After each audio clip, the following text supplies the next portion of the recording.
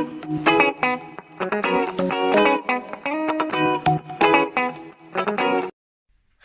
visuals, welcome back to another Visual Guide podcast with Chris, who's just got changed, covered in dog hair, shenanigans, shit and stuff, and hi, dog hair. How are you, Mr. Gordon? Mate, I'm fucking awesome. I have another fascinating, I do really good stuff, fascinating shit, so we can have some really cool conversations here on the Visual Guide podcast. And what's this week's topic? Well, today's topic will be all about villains in comic book films and how not all of them are truly bad.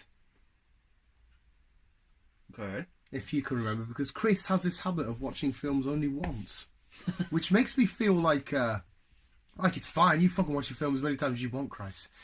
It makes me feel like I get anxiety. Why do you get anxiety? Because I only watch a film once. I don't know if the anxiety is the right word. It makes me feel like lost. Why? I don't know why. Again, it's got fuck all to do with me. You watch films as many times as you want. I can't get my head around it. So like if you watch a film and that was fucking beautiful, do you not ever feel like I stick that back on again? Like I'll watch a film back to back, me.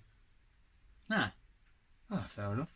Santino Morello. Like I said, we've got Royal Rumbles in the background, just chilling. It's like it's not every film I just watch once. I do occasionally watch a film again. What's your highest film count on a film record? It's like I don't watch it like soon after. I give it. It's only a couple of years between each couple one. of years. So I find that crazy. Again, fuck what to do with me. I just find that. But Santino's gone. I find that so insane. Why? I just do. Like if I watch a film, like say Spider-Verse for example, it's a good copy's online now. I've watched that film about 6 times, man, because I love it so fucking much. Even films that I don't really like, I watch. I just love like there's certain parts of films which you can't wait to get back to, or watching it again for bits that you may have missed, or theorising, or just enjoying for whatever little different reason. But anyway, that's not the topic of today's conversation. Let's see. But you go what you're saying. Obviously, I went. This is an example. Logan. Loved the film. Was absolutely fucking overjoyed by it, fucking cried, anything. But fuck it, I'll buy it off Sky. So I've got a copy, I've got a DVD. Off the guy? I've got a Sky. I thought you said off the guy, I was like, who's the guy? I've got a DVD, digital copy, and I've got a copy on my Sky box. So I've got 2 copies. Not watched one of them yet. Fucking hell. Hey, again, I mean, yeah, a few years, whatever. Again, Logan, I think I've seen Logan about, fucking hell, I'd say about 7 or 8 times. I know, Great Cali's sicko. But yes, anyway, your knowledge of superhero villains, there's 3 main ones I'm going to talk about anyway, and they should all be relatively fresh in your mind. My knowledge of anything is bad. But not knowledge, it's memory, should I say. My memory of anything is bad. One of them's really recent. One of them is in a great film, and the other one's in a great film who is like possibly the biggest villain now of all time. So we'll start off with the one that's going to be on the thumbnail, and that's Killmonger from Black Panther. Okay. And if you can remember what his shenanigans were, if you can't, I'll refresh your memory, Chris. But he wasn't an awful guy. What do you remember about the film and his involvement? You need to give me up to date with these. Right, Killmonger. Michael B. Jordan. Yeah. You remember what he looks like and who he is and stuff. Yeah. I'm trying to remember now. Well, basically, he is a Wakandan. His dad was King T'Challa's dad's brother, so him and T'Challa are cousins and stuff. He wasn't like some sort of bad guy where it's like doom and gloom. Look at me, I'm a big bad guy. He was left out. His dad was murdered, and what he thought was Wakandans just kind of kill him. He was next in line, kind of thing. Well, yeah. Well, he always knew he was a Wakandan, but he thought he was just left out to fend for himself, and he was unwanted, and no one cared about and loved him. He was quite. It didn't express it too much, like right in front of you, but subtly, he was somewhat lonely and upset and angry at the world because the Wakandans killed his father.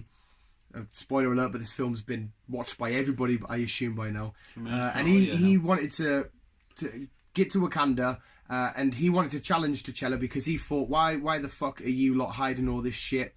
I'm entitled to this. We should be showing it to the world. Why is more of our people around the world suffering when we could be doing more about it to make their lives better and stuff? Don't get us wrong, there are some villainous intent in there, but it wasn't completely... I kind of sympathise with him from the way he'd come from the streets and stuff and abandoned. He had no father. He had to find his own way to get into Wakanda. And like I said, he felt unwanted, unloved and stuff. He's probably my favourite villain in the MCU, you know. Fucking Michael B. Jordan's just a sexy bastard. I haven't got a favourite villain. Have you not in the MCU? Or just in general. not even like the biggies, like the Joker or fucking... My favourite villain is Venom, but again, Spider by history. To be honest, I've never really thought much of it. I thought, yeah, he's cool, cool. But to have a favourite villain... I've never actually thought that. Obviously, Wolverine is my favourite fucking... Well, to help you choose, you just look at the dynamics between two different counterparts. So, I love Venom because I love Spider-Man. So the interaction between the two is, even though Venom isn't Spider-based, but he has a lot of web-slinging action and stuff. So the whole dynamics is just cool as fuck. So you could look at how Sabretooth is portrayed, or even Magneto and how they're... There's loads of different ways you can look into it. Maybe you just need to branch out and just have a look at a couple more villains. For all we know, Mysterio and the new Spider-Man could be your favourite villain, for fuck's sake. You just need to have a look and say, actually, I really fucking like that. But yeah, Killmonger, did you like him? Could you root for him? Could you get behind him? Did you think he was just an evil knobhead? He was just a guy who wanted a bit of the throne. Which, I don't blame him. Is that the way you seen it? You just thought he just wanted to come in and get the throne? He just wanted to, like I say, he's... At the end of the day, the cousins. He wanted just a bit of the country as much as the other one. Yeah, he wanted to, is right. But like I said, I believe he wanted more than that. He wanted to stop other people like him out in the rest of the world suffering. He didn't want that anymore because it happened to him. He thought, I can get the throne here. You're doing nothing. You're just hiding away from the world, behind your shield, not showing anybody your technology, your power, what you can do for other people. Our people out there. Yeah. While you just sat hiding quietly while the rest of the world and our people suffer type shenanigans. That's why I kind of sympathise with him for a little bit. I don't get us wrong. He was evil intent somewhere, and he was a bit thingy. But no, because he wasn't really evil. No, that's what I mean. I can't remember the fucking name of the guy. The Sherlock Claw, Ulysses Claw. I can't remember his name. I don't want to be racist. From which film? Umbaku? No, the white African guy. Ulysses Claw. Yeah, he was more of a twat than... Yeah, he just wanted vibranium for Wakanda. Yeah. South Africa. But yeah, anyway, so I really got behind him. And the next one is just a massive one, but I seen what he was trying to do. It's the way he went about it he shouldn't have done, and that is, of course, Thanos himself. Thanos was not an evil prick. We see that he had love for Gamora and stuff. We see that he had love for the galaxy and he wanted to help, and the way that he thought helping was best was getting rid of half the population of the whole thingy. And if you look at it from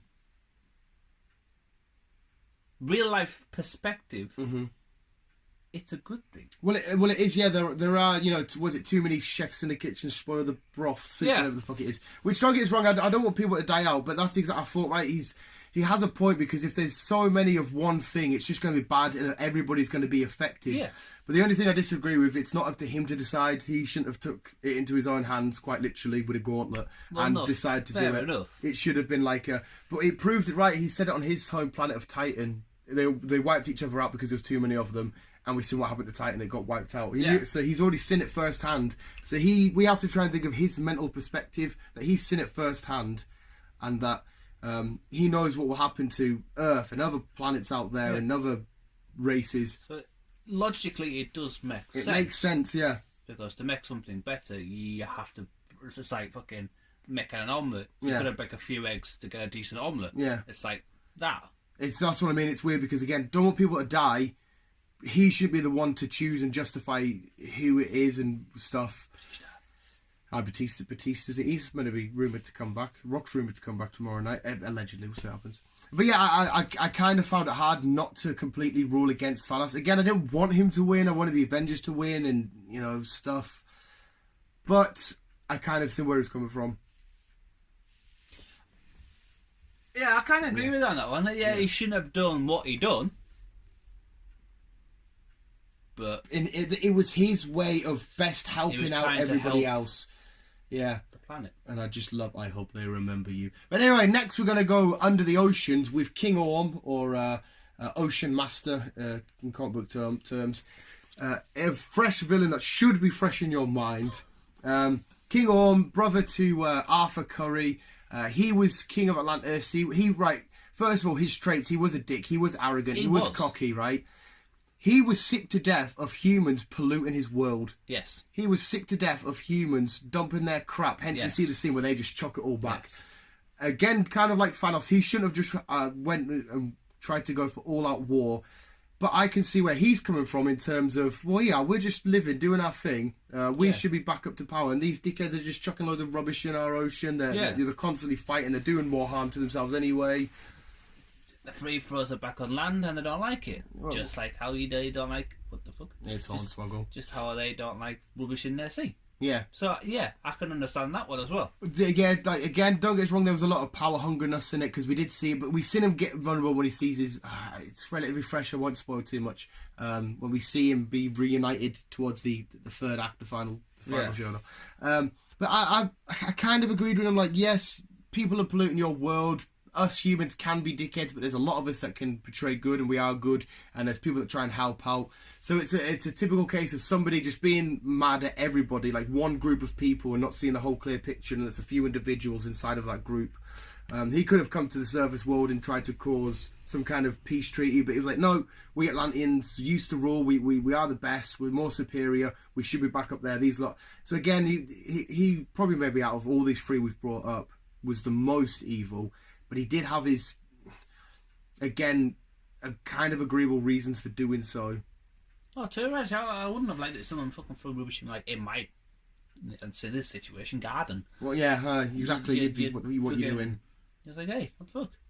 Are you fucking for real chucking shit in my lawn when I'm, you know, I'm an Atlantean. We used to rule, you know, and now you're treating us like crap. Yeah. You know. And again, he was snidey and stuff, and like he set the whole plot with the submarine to make it look like the humans had attacked when really it's something he made up himself. Yeah. But Ocean Master, he wasn't 100% evil. He's done some disgusting things in the comic books, like, but we're just talking film terms here. What's he doing in comic books like? Oh, he's been a bit of a fucking awful badass. Oh, right, fair enough. But yeah, if you compare these villains to some other villains like Heath Ledger's Joker, that is just full on. You wouldn't necessarily say evil, but completely just mentally disturbed person. Well, he didn't really know good, did he? Because he got taught shit by his father. Well, depending which, he gives you 3 origin stories in that you don't know which one's fucking true, you don't know which one's coming from. But even so, he knows the difference between just killing somebody for the sake of killing it and causing harm and doing stuff and mental anguish and torture and shit. Like, if you look at the Joker and you look at Killmonger, you see him as evil. That's an evil being there. Mm-hmm. And Killmonger is just a confused, scared little boy inside of a man's body with all this world type shit. People like even Bane from the Dark Knight trilogy wasn't 100% evil. He was doing what he thought he had to do to protect Talia al Ghul. He thought he was doing right and purifying Gotham and stuff. Again, didn't care if people died and all that, but he thought what he was doing at the end was quite right. If you think about it, that's probably like 90% of villains' stories. At the end of the day, they either lost someone, or they wanted to help someone. Well, yeah, like, but it's just turned out the wrong way. Yeah, so they haven't been evil. Like Peter Parker had that moment when Uncle Ben dies. He's a bit like, oh fuck this, and he realizes no, he needs to use the memory and life of Uncle Ben to do good instead. Whereas you could say the exact same thing happens. Same with Bruce Wayne. Bruce Wayne could have easily went down the dark route after what happened, but no, he realized that he needed to bring hope and justice and stuff with his origin story. But it all depends on what story you go down, because if you look at it from Titan's point of view, he does lose the plot. Well, again, it's not. Yeah. It's. We'll just say fuck it. It's towards the end of the podcast. That's not real. It's a dream. It's all in Robin's head. Oh yeah, it was, wasn't it? Yeah. That's what you brought up. That didn't happen. My bad. See, that's how fucking bad my memory is. Frank Castle's a good example of what happened to him. He could have easily turned out to be a horrible bastard. Jigsaw turned turned out to be a dickhead, and he had some bad shit happen to him. But anyway, yeah, not all villains are pure evil. Some are really, really fucking evil. Galactus just wants to eat everybody's world. But hey, Visuals, who's your favourite MCU villain? Do you root behind any of them? Do you see the logic and reason behind any of the reasons to want to attack our favourite heroes? Let us know in the comments below. Visuals, keep being you and keep on keeping on. Love you, bye.